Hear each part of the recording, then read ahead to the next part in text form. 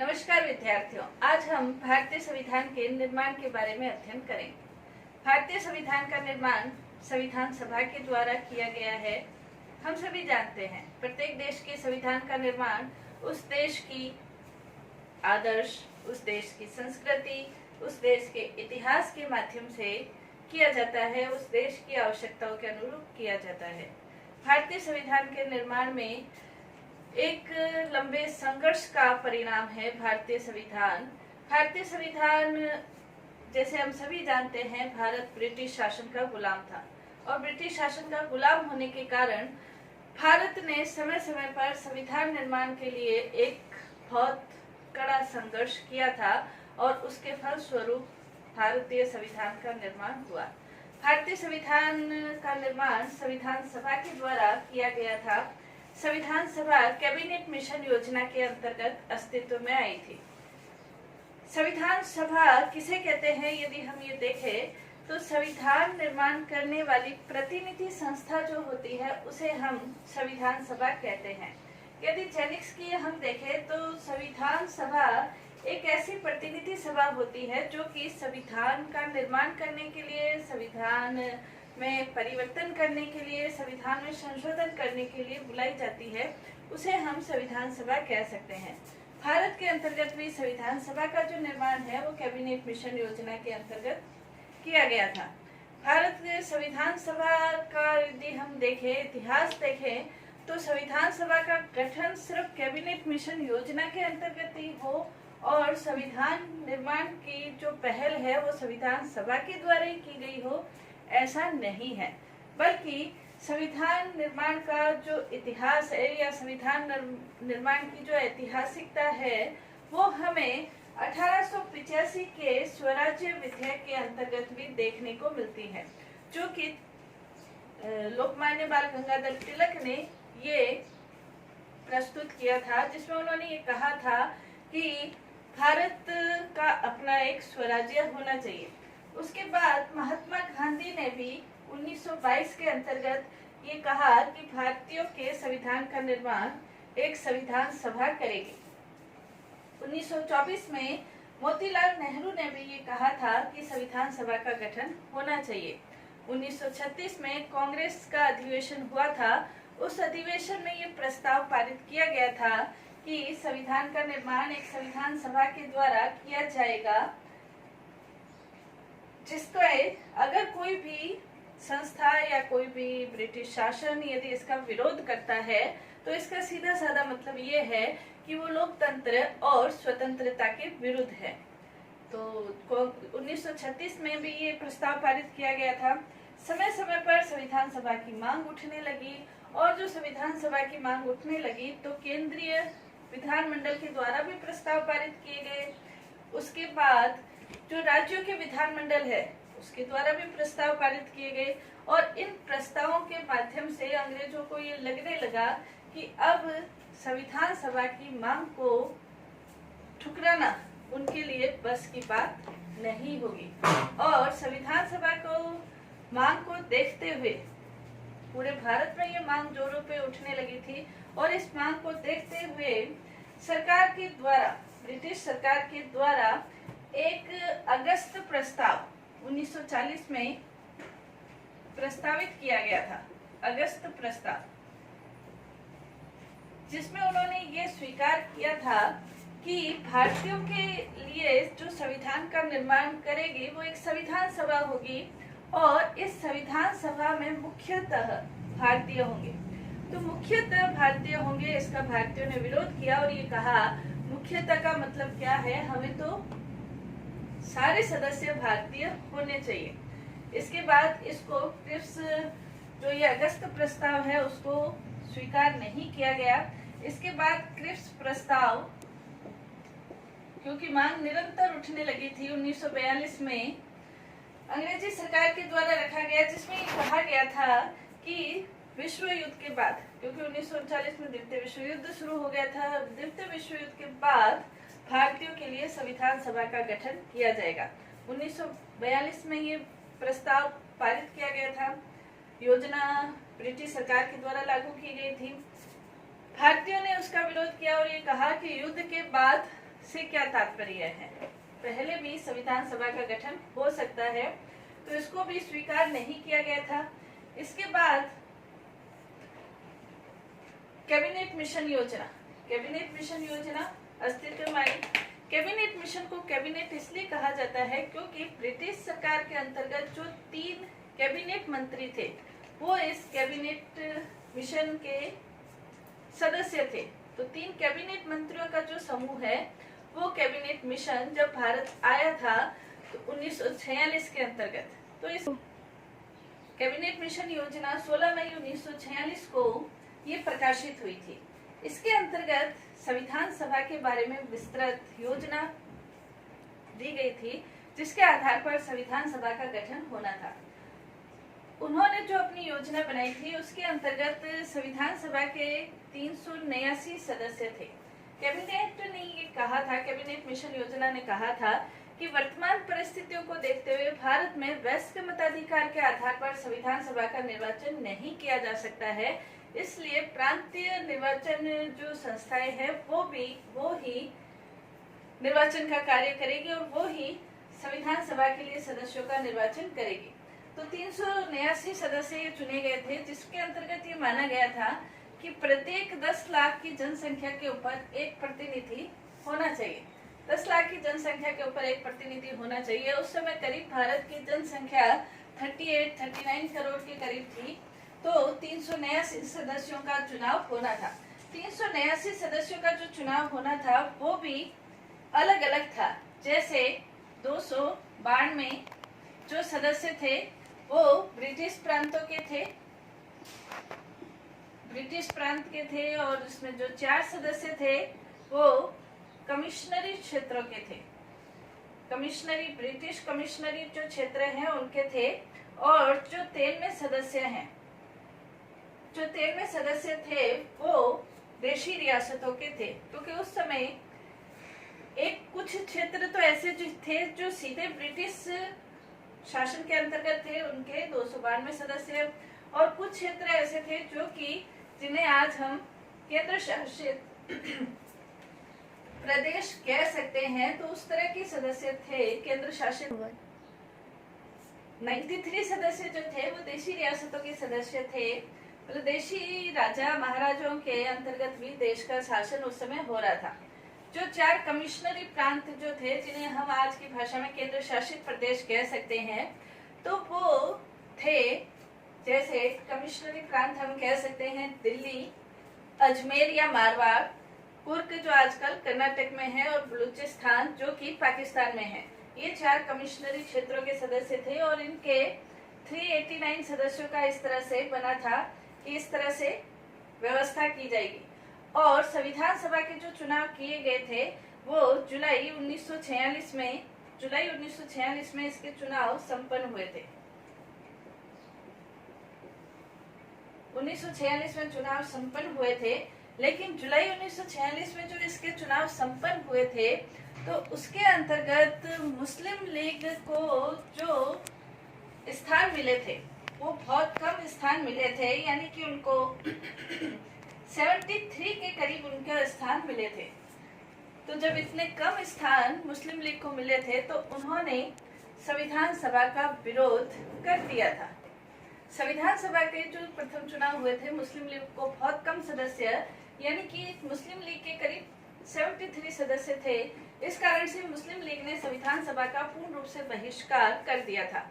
संविधान सभा की जो प्रथम बैठक है 9 दिसंबर 1946 को इसकी प्रथम बैठक हुई थी, जिसमें मुस्लिम लीग के सदस्यों ने भाग नहीं लिया था। मुस्लिम लीग के सदस्यों ने भाग नहीं लिया था और उसके कारण से जो संविधान सभा की प्रथम बैठक है उसमें करीब 207 सदस्य ही शामिल हुए थे। देशी रियासतों के संबंध में इस संबंध में कोई भी व्यवस्था नहीं बन पाई थी, और जो मुस्लिम लीग के सदस्यों ने भाग नहीं लिया तो उसके बारे में चर्चिल ने ये कहा था कि एक ऐसा विवाह है जिसका विरोध उसकी खुद की दुल्हन कर रही है। तो अब जो व्यवस्था थी, इस तरह की व्यवस्था हुई। कैबिनेट मिशन योजना के अंतर्गत सबसे महत्वपूर्ण बात जो हमें ध्यान में रखनी है वो ये है कि इसमें विभाजन की किसी भी प्रकार की बात नहीं थी। विभाजन योजना को स्वीकार नहीं किया गया था, लेकिन जब चुनाव होने के बाद मुस्लिम लीग को स्थान नहीं मिले तो उन्होंने संविधान सभा का विरोध किया और अब विभाजन की नई व्यवस्था शुरू होने लगी थी। और जो विभाजन की नई व्यवस्था शुरू हुई तो उसके अंतर्गत हम देखते हैं कि संविधान सभा का जो गठन है उसके हम 3 चरण कह सकते हैं। पहले चरण के अंतर्गत कैबिनेट मिशन योजना के अंतर्गत जो संविधान सभा अस्तित्व में आई, और उसके बाद दूसरा जो चरण विभाजन योजना के बाद जब संविधान सभा का पुनर्गठन हुआ, विभाजन को स्वीकार कर लिया गया, उसके बाद पुनर्गठन हुआ तो उसका दूसरा चरण। तीसरा, देशी रियासतों जो समय समय पर देशी रियासतों के सदस्य जो समय समय पर संविधान सभा में शामिल हुए, तो इस प्रकार से संपूर्ण रूप से संविधान सभा बनी थी और संविधान सभा का अस्तित्व हुआ था। 9 दिसंबर के करीब संविधान सभा की प्रथम बैठक शुरू हुई थी। 9 दिसंबर 1946 को उद्देश्य प्रस्तावित किया गया था जवाहरलाल नेहरू के द्वारा। प्रथम बैठक हुई थी। प्रथम बैठक के दिन उद्देश्य प्रस्ताव जवाहरलाल नेहरू के द्वारा प्रस्तुत किया गया था। जो सच्चिदानंद सिन्हा थे उन्हें अध्यक्ष बनाया गया था। डॉक्टर सच्चिदानंद सिन्हा को अध्यक्ष बनाया गया था। डॉक्टर सच्चिदानंद सिन्हा को अस्थायी अध्यक्ष बनाया गया था और उसके बाद 11 दिसंबर 1946 को डॉक्टर राजेंद्र प्रसाद को स्थायी अध्यक्ष नियुक्त कर दिया गया था। उद्देश्य प्रस्ताव के बारे में जवाहरलाल नेहरू ने ये कहा था कि उद्देश्य प्रस्ताव का तात्पर्य यह है कि भारत को किस दिशा में आगे बढ़ना है, सभी व्यक्तियों को कैसे सामाजिक, आर्थिक, राजनीतिक न्याय प्रदान करना है, विश्वास, अभिव्यक्ति, धर्म की स्वतंत्रता प्रदान करनी है, इस विषय में उद्देश्य प्रस्ताव था। उद्देश्य प्रस्ताव के ऊपर संविधान सभा में प्रथम बैठक में इसमें चर्चा की गई थी। उद्देश्य प्रस्ताव के रूप में चर्चा की गई थी। प्रथम बैठक में हालांकि उद्देश्य प्रस्ताव पारित नहीं हुआ था। दूसरी जो बैठक हुई थी उसके अंतर्गत उद्देश्य प्रस्ताव पारित हुआ था, यानी कि 22 जनवरी 1947 को काफी वाद विवाद के बाद उद्देश्य प्रस्ताव है वो पारित कर दिया गया था। 22 जनवरी 1947 को उद्देश्य प्रस्ताव पारित कर दिया गया था। उसके बाद BN राव जो कि संवैधानिक सलाहकार थे, संविधान सभा के सदस्य नहीं थे, संवैधानिक सलाहकार थे, उन्होंने प्रारूप समिति का गठन किया था। उन्होंने प्रारूप समिति, संविधान सभा के यदि हम सदस्य देखें तो संविधान सभा के प्रमुख जो सदस्य थे वो जवाहरलाल नेहरू, सरदार वल्लभ भाई पटेल, अंबेडकर, KM मुंशी, गोपाल स्वामी अयंगर, अल्लादी कृष्णा स्वामी, दुर्गाबाई और ठाकुरदास भार्गव जैसे अनेक ऐसे सदस्य थे जो कि संविधान सभा में अपनी महत्वपूर्ण भूमिका निभाते थे। संविधान सभा में उद्देश्य प्रस्ताव पारित होने के बाद, उद्देश्य प्रस्ताव 22 जनवरी 1947 को जब पारित हो गया था, उद्देश्य प्रस्ताव पारित होने के बाद संविधान सभा में अनेक प्रकार की समितियों का गठन किया गया था, जिसमें संघ समिति, प्रांतीय संघ संविधान समिति, प्रांतीय संविधान समिति, संघ सूची समिति, संघ संविधान समिति, प्रांतीय संविधान समिति, संघ सूची समिति, परामर्श समिति, वार्ता समिति, ये विभिन्न प्रकार की समितियों का गठन किया गया। उद्देश्य प्रस्ताव के बाद जब इन विभिन्न प्रकार की समितियों का गठन किया गया तो संविधान सभा की जो परामर्श शाखा की समिति थी, संविधान सभा की जो परामर्श शाखा की समिति थी, उसने 17 मार्च 1947 को संविधान सभा के मुख्य विशेषताओं के संबंध में अपना एक प्रारूप तैयार किया कि संविधान की जो प्रमुख विशेषताएं क्या है उसका एक प्रारूप तैयार किया और इसकी एक सूची, विशेषताओं की जो सूची है वो संविधान के सभी सदस्यों को प्रदान की, संविधान के सभी सदस्यों को प्रदान की और देशी रियासतों के जो राजा है उनके पास भी ये सूची भेजी, संविधान की प्रमुख विशेषताओं के संबंध में ये सूची भेजी और इन सूची के अनुरूप क्या क्या विशेषताएं हमें स्वीकार करनी है और क्या क्या विशेषताएं स्वीकार नहीं करनी है, और उस संबंध में सदस्यों के क्या विचार है। जो समितियों के सदस्य थे, देशी रियासतों के जो सदस्य थे और जो महत्वपूर्ण लोग थे, उनके क्या विचार है, इस संबंध में सभी के विचार जानने के बाद अक्टूबर 1947 में संविधान का पहला प्रारूप तैयार हुआ था। संविधान का पहला प्रारूप बना था, संविधान का पहला प्रारूप तैयार हुआ और उसका जो प्रतिवेदन है, प्रारूप का जो प्रतिवेदन है, वीएन राव ने इसका जो प्रतिवेदन है वो प्रारूप समिति को भेजा। 29 अगस्त 1947 को प्रारूप समिति की नियुक्ति की गई थी। 29 दिसंबर को जो 1947 को जो प्रारूप समिति की नियुक्ति की गई थी, प्रारूप समिति का कार्य संविधान का प्रारूप बनाना नहीं था, बल्कि जो प्रारूप बना हुआ था, जो बीएन राव जो संवैधानिक सलाहकार थे, वो प्रारूप बना हुआ था, उसका परीक्षण करना था, धारावार परीक्षण करना था। और प्रारूप समिति के जो अध्यक्ष थे, हम सभी जानते हैं, डॉक्टर भीमराव अंबेडकर थे।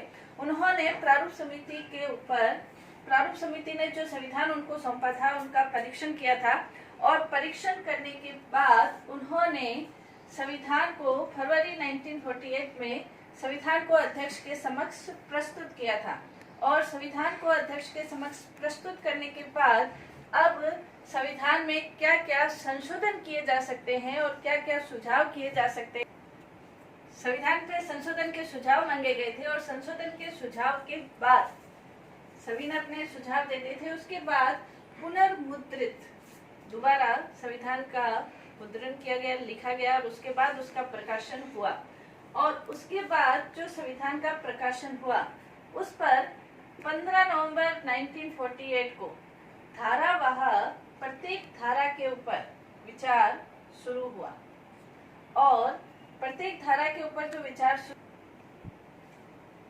8 जनवरी संविधान पर धारावार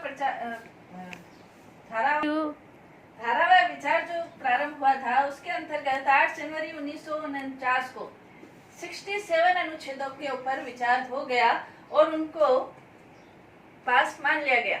इसे प्रथम वाचन कहा जा सकता है।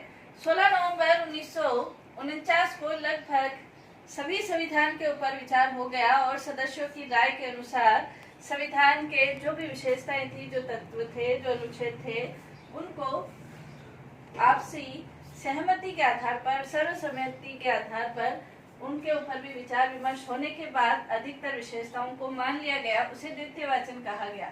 26 नवंबर 1949 को तृतीय वाचन हुआ, जिसमें उसे स्वीकार कर लिया गया। 26 नवंबर 1949 को लगभग संविधान सभा के सभी सदस्यों ने उसके ऊपर हस्ताक्षर किए और 26 नवंबर 1949 को आंशिक रूप से संविधान लागू हुआ था। आंशिक रूप से संविधान लागू हुआ था। और 24 जनवरी 1950 को संविधान सभा की 12वीं बैठक या 12वां अधिवेशन अपन कह सकते हैं, हुआ था। और 24 जनवरी 1950 को लगभग सभी सदस्यों ने संविधान की 3 प्रतियों के ऊपर अपने अपने हस्ताक्षर किए और 26 जनवरी 1950 को भारतीय संविधान अस्तित्व में आया था। भारतीय संविधान पूर्ण रूप से लागू हुआ था। प्रथम वाचन 8 जनवरी को, द्वितीय वाचन 16 नवंबर, तृतीय वाचन 26 नवंबर को आंशिक रूप से लागू हुआ था। 24 जनवरी को हस्ताक्षर करने के बाद 26 जनवरी को पूर्ण रूप से संविधान लागू हुआ था। यदि हम देखें तो इस संविधान निर्माण में 11 अधिवेशन थे। 11 अधिवेशन हुए 26 नवंबर तक और 24 जनवरी को जब दोबारा अधिवेशन बुलाया गया था, 12वां, उसे 12वां अधिवेशन कहते हैं, यानी कि 11 + 1 12 अधिवेशन संविधान निर्माण के लिए हुए थे और करीब 114 दिन संविधान निर्माण के बारे में चर्चा चली थी और इसके ऊपर जो खर्च है वो करीब 64 लाख रुपए खर्च हुए थे। तो ये संविधान निर्माण की कहानी है जिसमें संविधान का निर्माण हुआ है। भारतीय आवश्यकताओं के अनुरूप भारतीय संविधान निर्माताओं ने BN राव ने लगभग अपने जो परामर्श उनकी समिति थी, उन्होंने संवैधानिक सलाहकार थे, अनेक देशों के संविधानों से जो उपयोगी चीजें थी उन्होंने अपने संविधान के अंतर्गत उनको स्थान दिलाया था।